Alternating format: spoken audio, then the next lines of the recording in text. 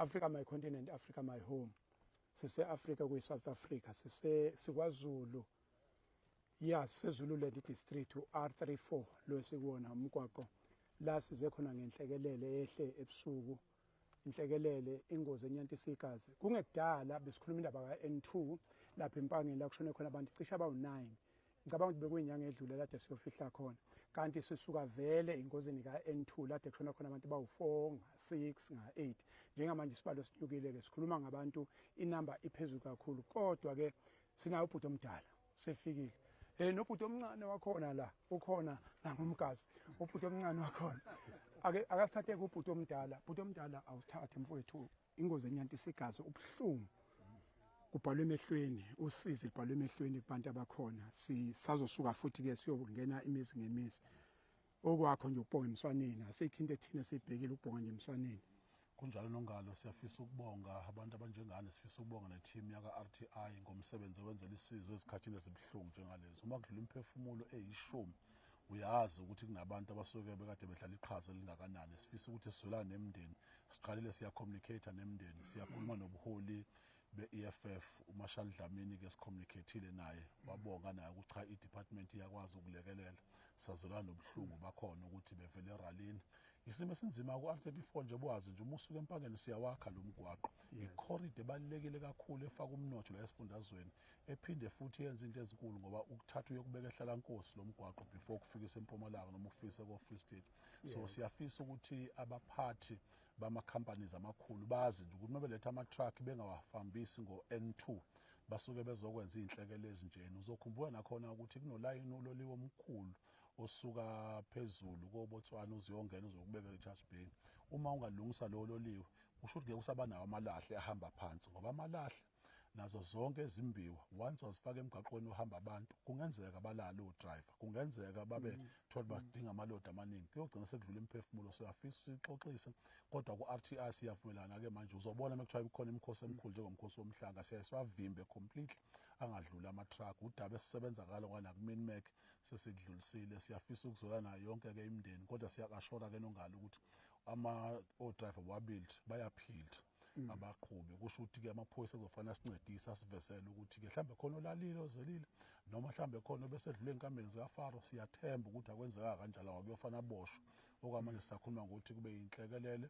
Uyabona ukuthi i-truck njengamanjena ke uma yehla kufanele abe ngasokunxele but ingaka right noma okwesokudla ukutshela ukuthi bese khona ukuphambana. Kusho ukuthi ke ngoba kuthiwa ibhasi belishona phezulu i-truck yehla ingozi i-head on yenze ukuthi kube kanjena. So isimo sakhona sosibheka ithathiwe already ibhasi ika-RTI station sethu siyosihlola no-RTMC senze lonke ucwaningo ukuze sibuyise impendulo ephelele noma beke basabuya kabathandiweyo kodwa at least siyobe sesazi ukuthi inhlekelele zenziwa yini ukuze sikwazi ukuthi sizinqobe kuya phambili.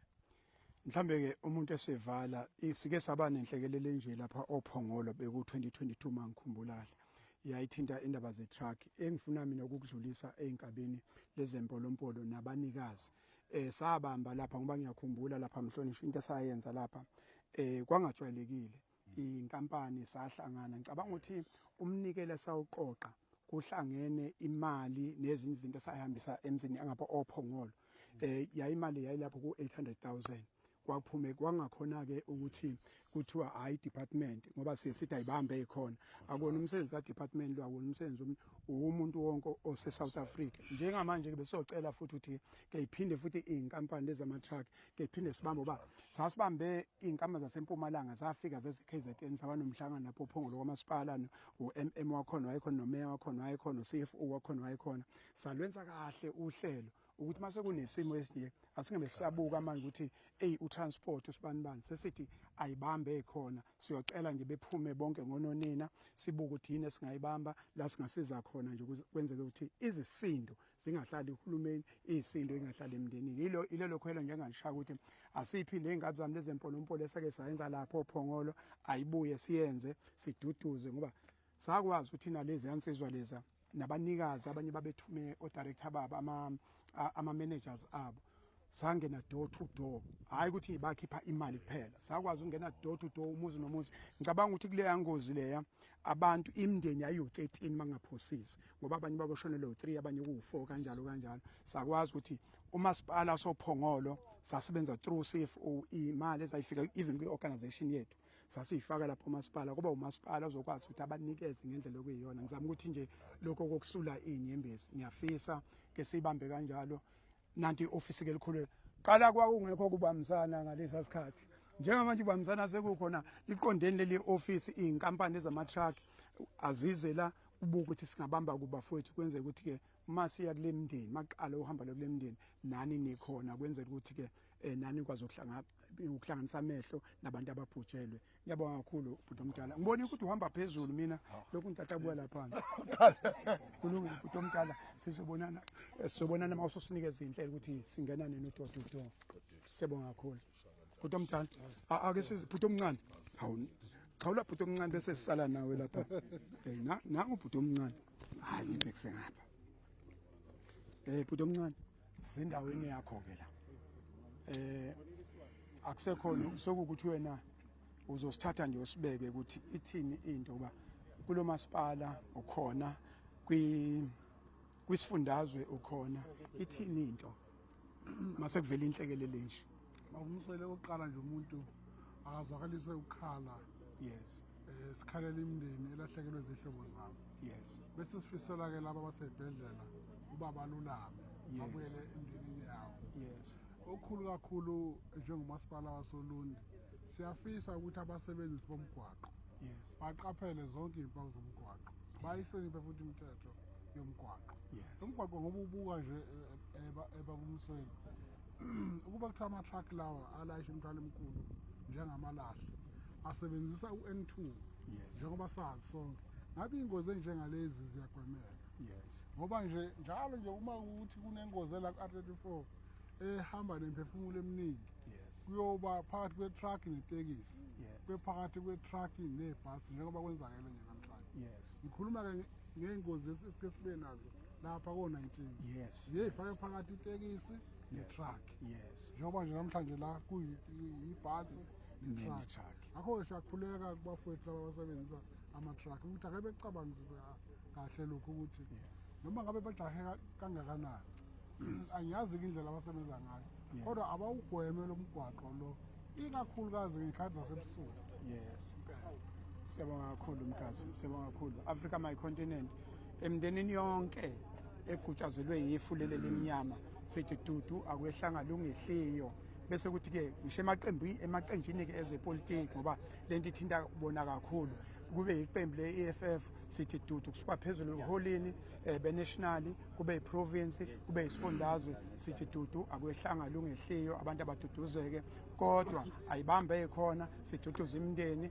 ngoba okukhulu kakhulu imindeni lokho okunye kuyalandela ngemuva siyabonga kakhulu mkazi thokoza kakhulu Africa My Continent se-Africa se-South Africa la iZululand siphakathi koLundi neVryheid ko-R34 la kubhubhe khona intsha eningi engozini yebhasi embandakanya ibhasi netruck silivale kabi usuku u16 June ngoba le youth ebhubhe lapha ibikathi yobungaza lelo suku into ke sicelayo manje sicela onke amaqembu epolitiki abadala nama youth league akhona siyacela futhi abantu bama-truck iy'nkampani abamabhasi abamatekisi sihlangane ndawonye sihlanganisa umnikelo ongama-donation sihambise kule mndeni ebhujelwe izihlobo zayo singene door to door sihambisa ini lemnikelo siyanicela asirevive ispirit of ubuntu umphako ongaboli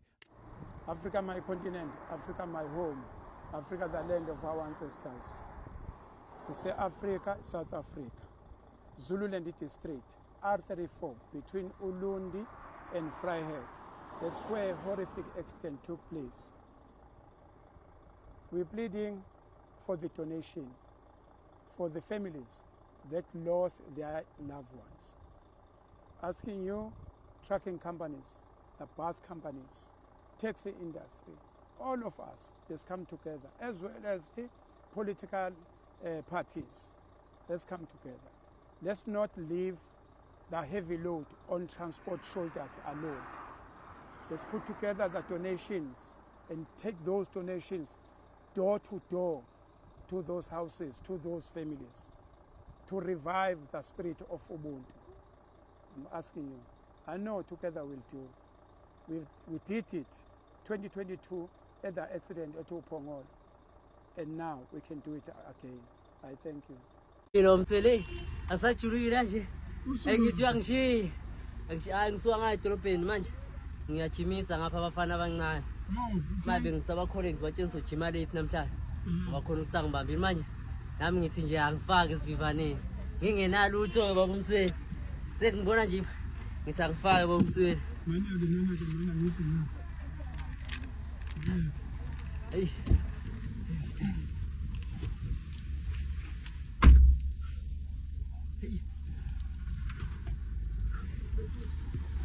oh yeah uMsweni hayi sana baba uMsweni ngizaya ngifake baba uMsweni ngizibona inkundleni zokuxhumana wakhona nje la nongomo kodwa sengifunda ngayo eThekwini ufunda ukuthi i-duty ngenza i-operation management yini operation management operation management isebenza njenge-logistics okay ya la kuya khona nge-delivery of food and service yeah kubantu vele khona kwenzani ukujimisa iy'ngane la emakhaya nje yeah khona noma ngiwile ngizosebenza ngawo ngiyakwasinayo kulothi ngiyakuqala uzoba zinyamngani ngizokwenza emthathu kodwa uma manje savuma uMsweni ngizozama ukuphela ufundiswa uba eduze about NSFAS ufundisa umama nje ufundiswa mama kodwa ngeNSFAS kakhulu oh yeah uthuswa ngubani mazwe amahle ngawamasango sibona umsebenzi uthe ufuna ukusebenza mina ngokusebenza ngiphiwe baba uMsweni ngenza nanoma yini umuntu osheshayo ukufunda uyashesha ukufunda umuntu uma ethi uyakufuna ngithi lo mfana ngiyamfuna azosebenza ngama-weekend utholakala kuthini inamba yakho 079 yes 0402768 oyiphinde 079 0402768 baba uMsweni uthithimisa iy'ngane ubambe noma yini yebo baba uMsweni fana nawo akulisha yazokuthi baba uMsweni ngakusho nje abafana ley'ngane ey'ncane kusiyami abaningi kakhulu kule 15 age msabo 7 sebebamela ngisho iKwaZulu-Natal manje iningi labo abanye bashawa amateki size sibolekana amateki sothi leli boy mina ngoba usezomncane nje ngizokwazi ukuthi nginikeze omunye futhi awudlala ngazo sintana ngawo kanjalo bathimelana abafana bathimisa ini bagijima ushutha ngamateki yebo baba uMsweni noma ihlobo luni lamateki elithi mayizokwazi ukuthi abalingane awuphinde inamba yakho namba zokushayela amateki igama mazwe amahle ngawamasango sibonga alongoma asisibhedlela inamba yami ithi 079 040 2768 osayizi bamateki kusuka size bani kusuka size 4 kuze kuyom size 7 size 8 size ngoba khona abanenye enkulu ukuthi zothi umuntu mncane bangaki ingane ezimshaya ba 15 kodwa abanye kuhluka ngokuthi abazali abafiki njalo okay ufunela iy'ngane eziwu-15 ngemateki nama-pen nama-short okay kulungile mfana okay usukhulume nabo bezwe bese ngithi ngiyangishiya baba uMsweni hayi ngibonile uyagijima hayi ngithi ngeke lapho thi sangoshaya amahamza veke ilungi nakemi yinjini phela le ngoba usukele phasho nje hayi phelathi ayinamanga ngizoyihuba baba uMsweni lemon yabo baba uMsweni thank you siyabonga kakhulu hayi support ayithola khuleka siyabonga khuleka number sisters thank you sibonga mfana wami yeah thank you